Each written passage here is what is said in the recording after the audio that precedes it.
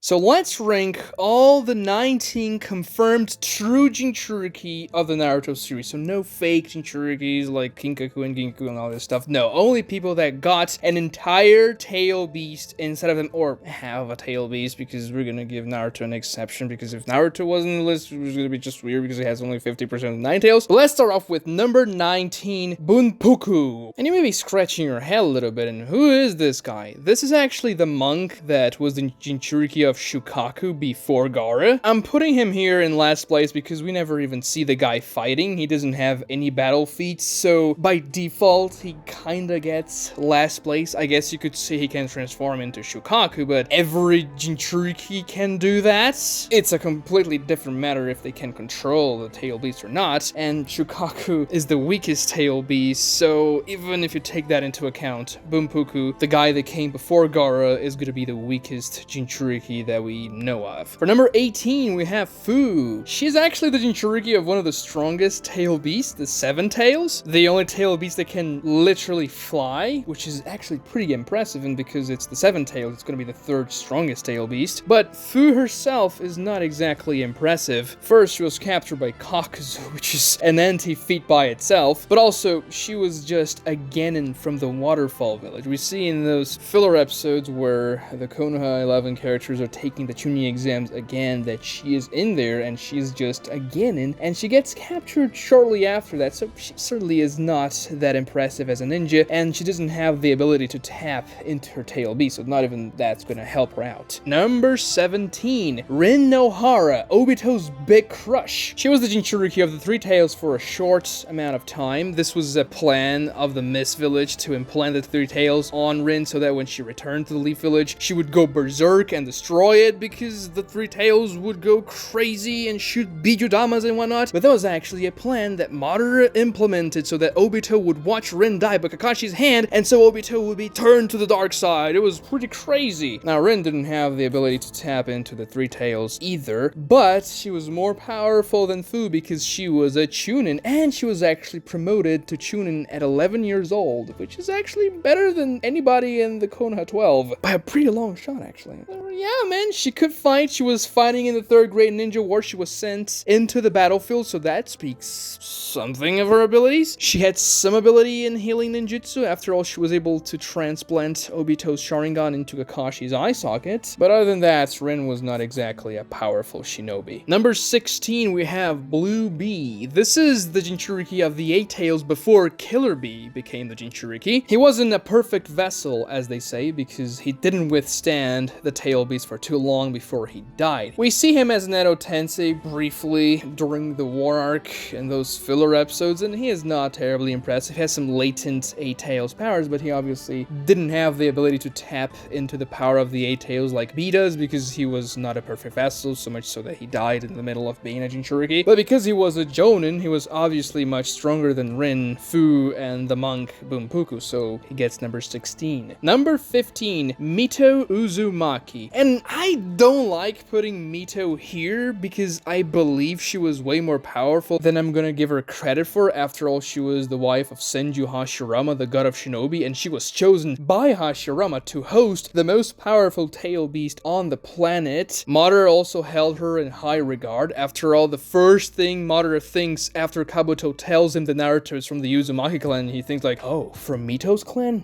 Interesting. So it's clear that she was a powerful shinobi. We just never see her doing anything whatsoever in the series because she's mostly a flashback character. Therefore, I can't really put her above characters that have feats in the series, which is unfortunate, but it's just the way things go. But I mean, I'm pretty sure she was way stronger than Fu, Rin, Blue Bee, at least. It's a fair assumption, I would say. Number 14, we have Utakata. He is certainly one of the weakest Jinchurikis that we see that actually has some fights in the story. I mean, one fight really if you don't count filler. He is controlled by Obito in his 6 path Jinchurikis, but one thing we have to take into account here is that all those 6 Jinchuriki that Obito was controlling had a Sharingan and a Rinnegan amping them up. So even though the Edo Tensei version of any character is slightly weaker when brought back, the Rinnegan and the Sharingan probably make up for that and make them actually far stronger with a much better reaction time. Therefore, the estimation of their powers in an alive form is not perfect when we we compare to the Edo fights that they have with Obito, but it's the best thing we have to compare. And let's just say that Utakata is not terribly impressive in his filler arc. I mean, he has bubbles, and that's the only thing he really does in the fight against Naruto and B. He wasn't a Jinchuriki that could tap into the power of the Six Tails, and sure, Obito does that in the fight against Naruto and B with Utakata, and he melts the Eight Tails' arm in his version 2 cloak, but that's not something Utakata could do, as far as we can tell. I mean, there is the filler episode where he fights against Pain, and he does that, but he's not controlling the Six Tails, he's just surrendering himself to the Six Tails so that he can fight against Pain a little bit better than he was doing before, because Pain was absolutely stomping him. Still, Takata's pretty trash. Number 13, Black Zetsu, and you may be scratching your head again, wait, what? Black Zetsu? What are you talking about? Black Zetsu was the Nine Tails' Jinchuriki for a very brief period of time. After Madara extracted the Nine Tails from Naruto, Minato was trying to give his own half of the Nine Tails back to Naruto so that Naruto wouldn't die, but then Black Zetsu intercepted Minato and stole the Nine Tails, essentially. That's an extremely goofy scene. I mean, I don't like that whatsoever, but Black Zetsu was a Jinchuriki of Nine Tails. And I would say he is much stronger than Utakata. He had access to Wood Style, and you could even say he stomped Ten Tails Madara, but that's not canon, so it doesn't matter. Number 12, we have Ni Yugito, a Jonin from the Cloud Village. Now we're getting two more powerful characters. She was captured by Hidan, so she certainly isn't, you know, in the top tiers of the Naruto series, because Hidan is not exactly a powerhouse, but she held her own against Kakuzu and Hidan for a while, and she seemed to be able to tap into the Two Tails' power pretty easily. Now, she couldn't control that power, she just turned into the full tail beast in the fight against Hidan and Kakuzu, but being able to do that is actually a pretty big deal. It's unfortunate for her that the Two Tails is not the strongest tail beast there is, but even if we don't count the tail beast, she was a pretty strong shinobi as well. She could do that weird rat pursuing jutsu that she used against Naruto and B, and she seemed to be capable in taijutsu. Number 11, Kushina. We don't see a lot of fights from Kushina, but what we see is actually pretty impressive. Every time she has a fight in the series, she subdues the Nine Tails with her adamantine chains, which is not something you should scoff at, because it's the strongest tail beast that Kushina is essentially paralyzing for a while. She does that in the day Naruto was born, when she died protecting him by, you know, putting herself in front of Naruto and not allowing the Nine Tails to stab him. But before that, she was actually restraining the Nine Tails' movements with her chains. She does the same thing when Naruto's trying to tame the Nine Tails in his inner realm, and in the Minato one-shot, she also does that. She's also in Uzumaki, which is pretty impressive, and I would put her above Yugito for her feats against the Nine Tails here. Unfortunately, we don't see much more of her, and that's actually by design. In the Minato one-shot, we see that Kushina was pretty much kept in the Leaf Village for safety reasons, because nobody wanted her to go in missions and lose the Nine Tails by dying or getting captured, but she was actually pretty powerful. Number 10, we have Yagura, the first Kage on this list. He was the 4th Mizukage and the Jinchuriki of the Three Tails. Now, there's a big misconception with Yagura. People say he was a perfect Jinchuriki, but he wasn't. The databook states that he had perfect control over his tail beast, but that doesn't mean he was a perfect Jinchuriki, because a perfect Jinchuriki has perfect synergy with the tail beast. He is a friend of the tail beast, just like B was a friend of the Eight Tails and Naruto eventually becomes a friend of Kurama. Yagura was not a friend of the Three Tails, therefore they didn't have teamwork, they didn't have synergy. Yagura could only control the Three Tails' powers extremely well, like Naruto could control the Nine Tails' powers well when he used KCM1 before he befriended Kurama. This is evident by the fact that Yagura was put under a genjutsu, a powerful mind-controlling genjutsu cast by Obito for years, and he was never broken out of it by his tail beast. If the Three Tails was Yagura's friend, I'm pretty sure that he wouldn't have let him be controlled by ears and make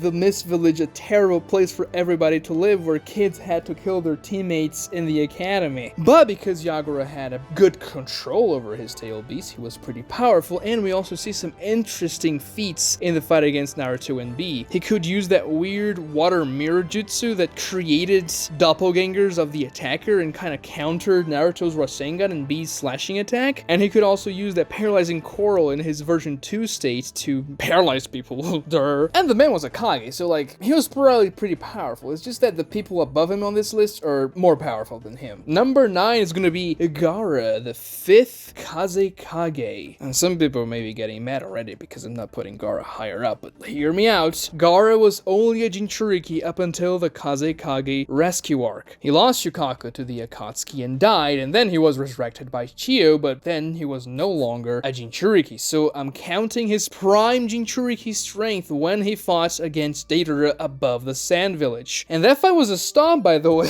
Deidara finessed Gaara without much clay. He was, complaining the entire time. Not complaining, but like just reminding the audience, yeah, I don't have a lot of clay. I have to, finish this quickly. And Deidara was able to do it without much of a fuss. The problem with Gaara's Jinchuriki state is that in his Kazekage version, he himself is more powerful than Shukaku. Obviously, Shukaku gives him a big boost in the Chunin exams, for example, when he uses the full Tail Beast transformation. But when he is fighting against Deidara, if he transformed into Shukaku, that would have made the fight easier for Deidara. And we can see that in the Wark, for example, when Gaara confronts his dad even remarks, oh, this is Shukaku's power, but no, it was actually just Gaara using something that resembled the power of Shukaku. So Gaara didn't even need Shukaku anymore to control the sand with a lot of power and strength. Still, he was a pretty powerful Kage, and I would even rank him higher than the 4th Mizukage, so he deserves 9th place here. Number 8 is gonna be Roushi, a Jonin from the Stone Village and the Jinchuriki of the Four Tails. He was captured by Kisame, but Roushi is a very interesting case because first of all, he was a Jinchuriki for over 40 years, which is pretty interesting, and we see that he had some pretty good degree of control over the Four Tails in the Minato one-shot because he uses an avatar, kind of like what Naruto does with Kurama, to shoot a Bijudama at Minato and Jiraiya. Having an avatar of the Tail Beast is way more effective than transforming into the full form because it's more versatile. That's the reason why KCM to Naruto is so broken. Roushi could do that to a certain extent at least, and he was powerful enough in that state to,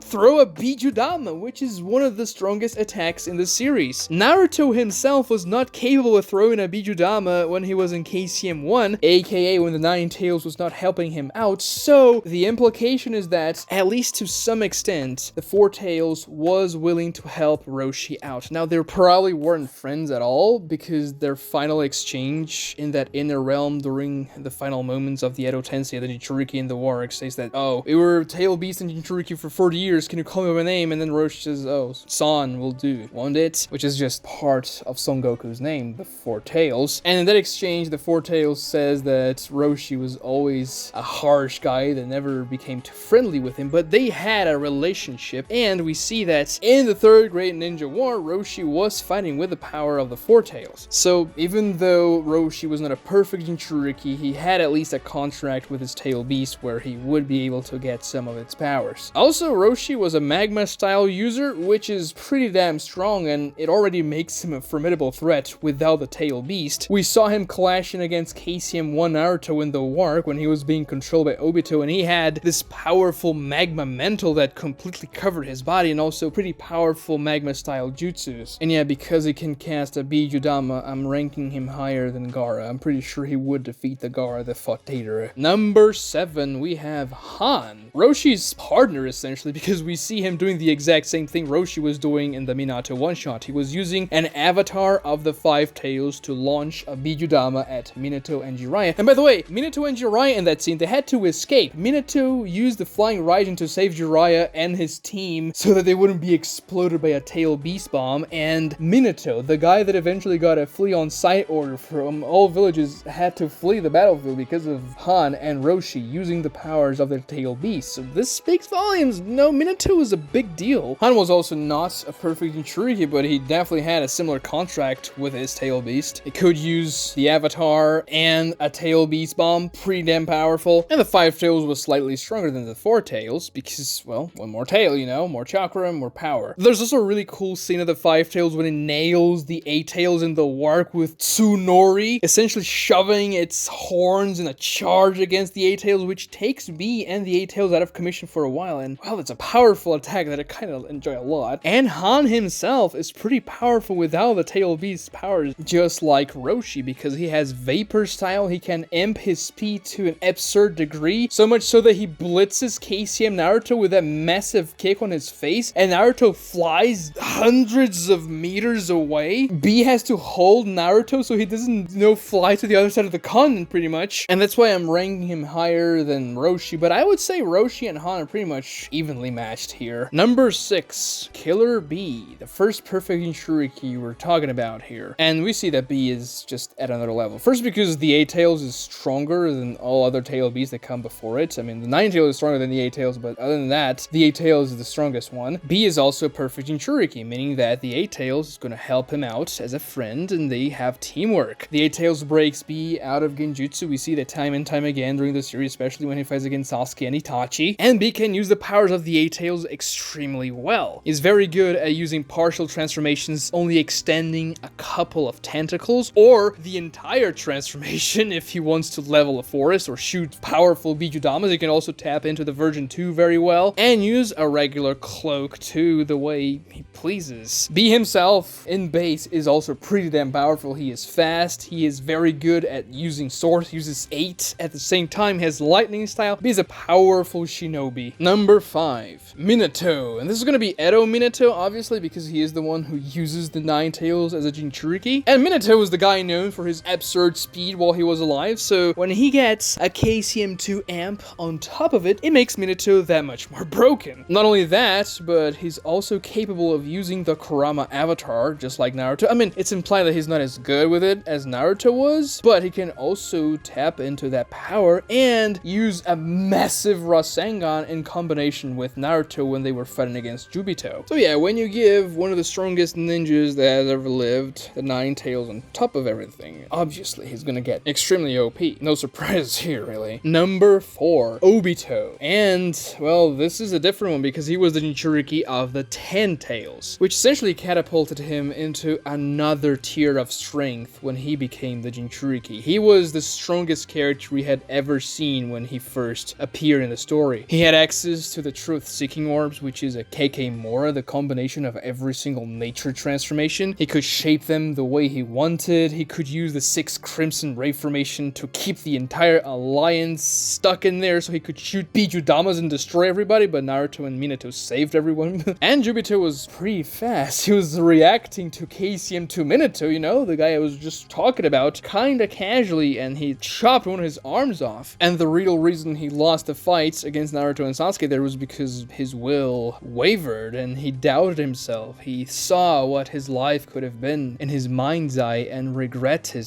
a little bit of what he's done. Because according to him, the Sword of Nunaboko is the personification of his will, and if his will was unbreakable, it wouldn't have broken against Naruto and Sasuke's majestic attire Susanoo. Number 3, we have Naruto Uzumaki. Specifically, 6 Paths KCM Naruto. This version of Naruto is absolutely broken. He not only has access to the 9 Tails' chakra, he also has 6 Paths Sage Mode, and he has access to the chakra of every single other Tail Beast. This is the version who fought Sasuke in the Valley of the End, creating those massive Rasen Shurikens that tied against Indra's arrow, the version that used the super massive 9 Rasen Shuriken Tail Beast attack, which in terms of firepower is stated to be the strongest jutsu in the verse, and this Naruto is extremely fast. He can also fly and create thousands of shadow clones, and it is the apex of the main character of the Naruto series, so yeah, obviously this was going to be extremely powerful, but you may be scratching your head, oh, how come he's number 3? I thought he was going to be number 1. Well, fret not, I'll explain. With number 2, Hagoromo Otsutsuki. In lore, he was the first Jinchuriki of the 10 Tails, the man who created Ninshu that eventually turned into ninjutsu, and the man who created the first moon. He was the first awakener of the Rinnegan, the first 10 Tails Jinchuriki, the first real Jinchuriki really, and he had access to a very powerful jutsu called the Creation of All Things, which he used to split the 10 Tails into 9 different parts, creating the Tail Beasts and giving them actual personalities and all that cool stuff. However, he was not the strongest Jinchuriki of all time. And this is where things get interesting, because number 1 is obviously going to be Madara Uchiha, the ultimate Jinchuriki of the 10 Tails, the one who perfected it He was much better than Obito, and he was also better than the Sage of Six Paths. I already see people seething from this positioning here, but it's the undeniable truth. You could say that Hagoromo defeated Kaguya, but actually he didn't do it alone. He had Hamura's help, and also Naruto and Sasuke defeated Kaguya as well, and Madara with a 10 tails was going to curb stomp Naruto and Sasuke. It wasn't even going to be funny. Defeating Kaguya is not really that big of a deal, because, you know, if you're a little bit intelligent, if you have decent powers, you can do it, because she's a dunce. And then you may say that Hagoromo created the moon, which is an extremely powerful jutsu, and yes, obviously, that was a powerful Chibaku Tensei. We see Naruto and Sasuke doing something similar when they sealed Kaguya in that alternate dimension. They pretty much created a new moon there. However, we see Madara in his 10 tails version also using planetary level attacks. First, he used the Infinite Tsukuyomi and put every single person except for Naruto, Sasuke, Kakashi, and Obito, and Sakura into this genjutsu where they thought life was perfect and all that. That was already a planetary level jutsu, and then he used divine style Great Forest Emergence, where he pretty much enwrapped everybody that was under the influence of Infinite Tsukuyomi into that wood style. Everyone on the planet, millions or even billions of people were affected by that jutsu, and Madara did that absolutely casually. He clapped his hands and everybody on the planet was under the effects of his jutsu. That's not something normal, it's something that kind of rivals Kree and Moon, I would even say. And we see that Madara, before he even gets his Rinne Sharingan, was already creating planetoids of Chibaku Tensei that almost rival the size of the moon. I mean, in order to distract Naruto and Sasuke so that he could have time to cast the Infinite Tsukuyomi, he created 20 or so Chibaku Tensei planetoids, and they're so massive that when the image is zoomed out, you can see the curvature of the earth. If you combined all of those Chibaku Tensei together, they would rival the moon in size. And as I said, this was without the Rinne Sharingan. It wasn't even close to being the strongest version of this 10 tails Jinchuriki Madara, because he does get the Rinne Sharingan before he casts the Infinite Tsukuyomi, and this is something Hagoromo never had. He had the Rinnegan, but he didn't have the Rinne Sharingan, which is obviously a step up from the Rinnegan. Obito states that a second Rinnegan amped your power so much that's an exponential increase in strength, so much so that he couldn't implant Madara's second Rinnegan into himself. So imagine what a third eye on top of the first two Rinnegan would do to the levels of power that Madara had. I know some people are gonna say, oh, Hagoromo Susanoo was the size of the 10 tails and he was rivaling the 10 tails and all that. Yeah, I mean, that Madara would have destroyed the 10 tails. He was controlling it perfectly already. And we never actually see Madara's perfect Susanoo in his 10 tails Jinchuriki form, which is a damn shame. I mean, we see it in the video games briefly, but I would imagine that his perfect Susanoo would have been absolutely huge. And we can see Madara would do well against Hagoromo because Sasuke and Naruto got Hagoromo's powers combined between themselves, and Madara was doing just fine against them with one